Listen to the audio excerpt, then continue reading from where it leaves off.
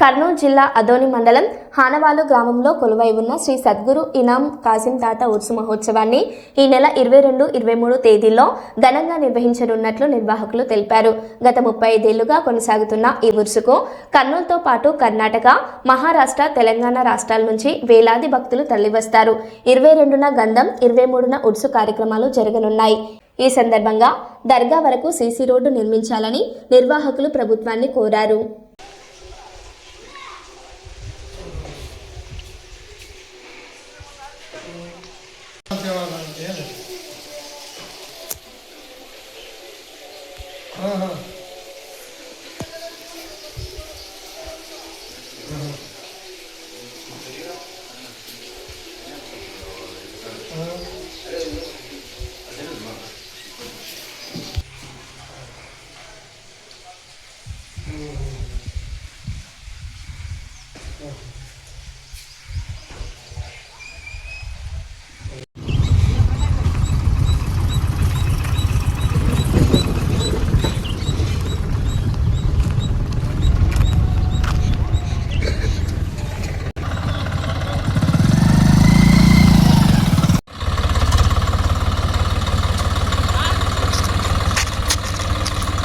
ಕಡೆ ನೋಡ್ದ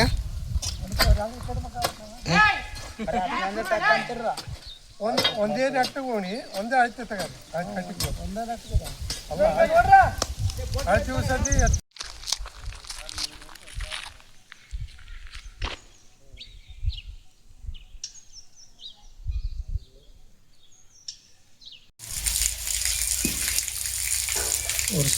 ನಡೀತದೆ. 92ರಿಂದ ಹಿಂಗೆ ನಡ್ಕೊಂತ ಬರ್ತೈತಪ್ಪ. ನಾವು ಸಣ್ಣದಿರ್ಲಿಕ್ಕೆ ಸಣ್ಣಗಿತ್ತು ಮೊದಲು ಫಸ್ಟ್ ಹಂಗೆ ದೊಡ್ಡದು ಮಾಡ್ಕೊಂಡು ಬಂದೀವಿ.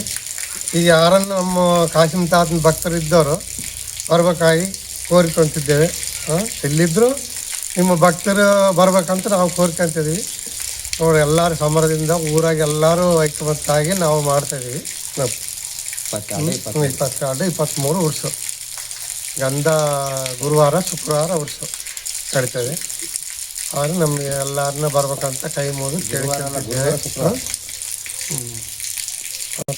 ಅದೇ